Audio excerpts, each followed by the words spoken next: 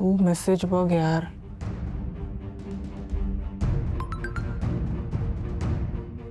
Pritam sir, मला माफ करा, मी घरी नाही आहे.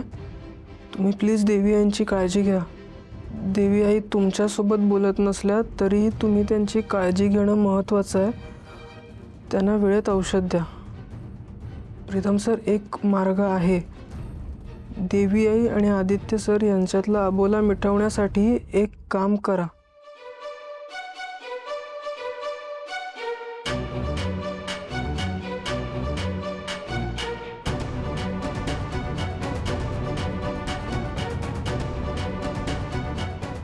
पारू, एकदम मस्त प्लॅन आहे. तुझा हा प्लॅन कसा एक्झिक्यूट करायचा ते मी बघतो. तू ये लवकर. बाय.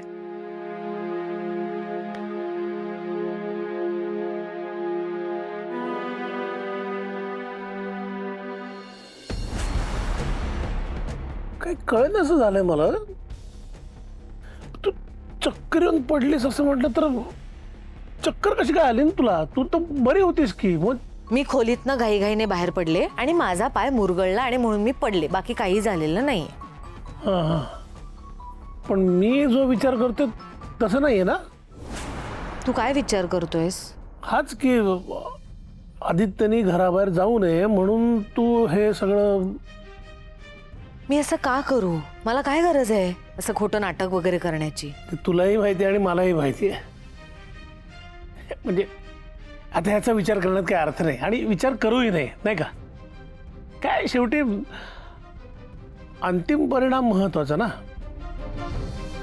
आदित्य घराबाहेर गेला नाही हे चांगलंच झालं, हो ना?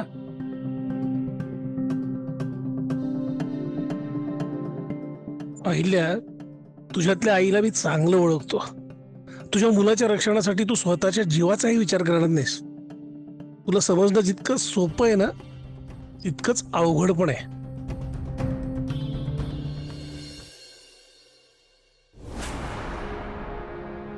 प्रीतम बाबा, काय झालं? इतक्या रात्री आम्हा सगळ्यांना इकडे का बोलवलं? काही अर्जंट काम आहे का? हो ना. प्रीतम, काय झालं लवकर सांग, मला टेन्शन येते. बाबा, टेन्शन घेण्यासारखं काही नाही आहे. पारूचा एक निरोप आहे आपल्या सगळ्यांसाठी. तो पारू? अरे कुठे आहे ती? आम्हाला न सांगता निघून गेलीये. बरं, काय निरोप दिलाय तिने? आणि ती सुखरूप आहे ना? हो हो, सुखरूप आहे ती. फक्त ती कुठे आहे तिने मला पण सांगितलेलं नाहीये. जेव्हा मी तिला सांगितलं ना की आई आणि दादामध्ये जरा अबोला निर्माण झालाय, ते दोघं एकमेकांकडे बघत पण नाहीयेत, तेव्हा तिने मला त्या दोघांना एकत्र आणण्यासाठी एक कमाल आयडिया सांगितली. काय? पारुने आयडिया? तिने आयडिया दिली म्हणजे भन्नाटच असणार आहे ती आणि लवकर वर्क होणार ती. हो. लवकर सांग काय झालंय ते. हे बघ, त्या दोघांच्यातला दुरावा मला बघवत नाही आता. हो हो, मी सांगतो.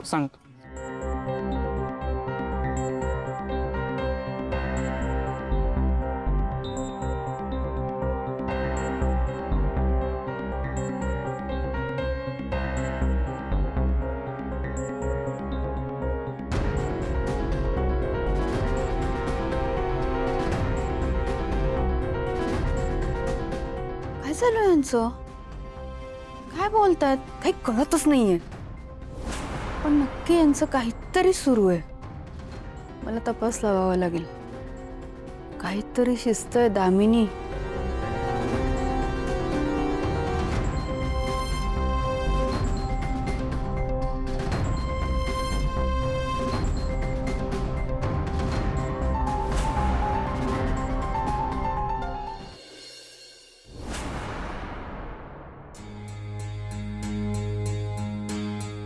काल आई पडल्यामुळे अख्खा दिवस तसाच गेला. ऑफिसलाही जाऊ शकलो नाही. बॉसना इमर्जन्सी लीव्ह म्हणून कळवलं होतं, पण आज काही झालं तरी मला ऑफिसला जावंच लागेल. माझ्यामुळे कामं पेंडिंग राहिले तर प्रॉब्लेम होईल.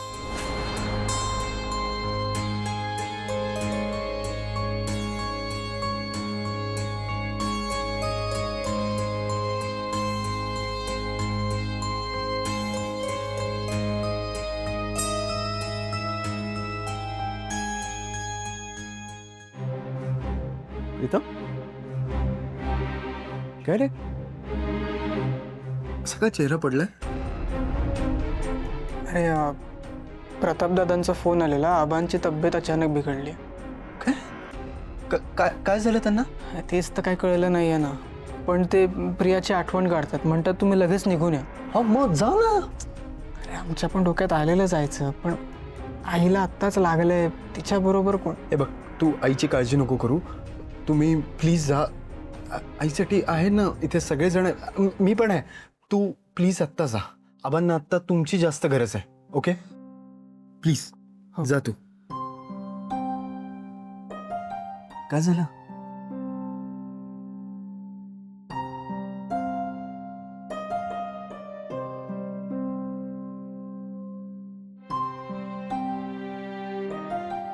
थँक्स यार दादा, तू आहेस ना म्हणून हे सगळं मॅनेज होतं. नाही इट्स ओके, तू जा. हां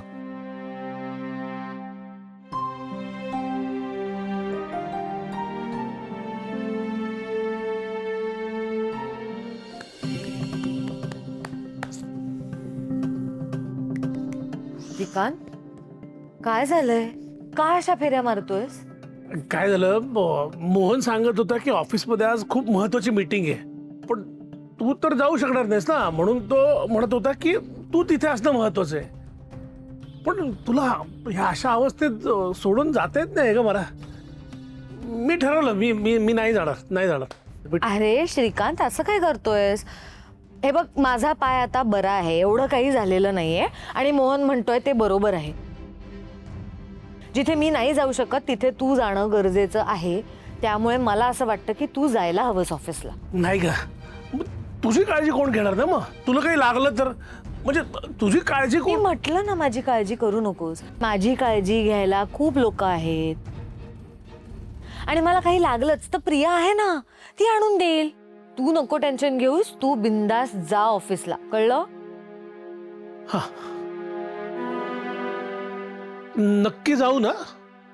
हो. हे बघ, काय अडचण आली तर आठवणीने मला फोन कर. हा, आणि काळजी घे स्वतःची.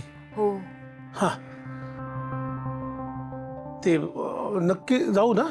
श्रीकांत, जा. जातो, तू काळजी घे, पण हा काळजी घे.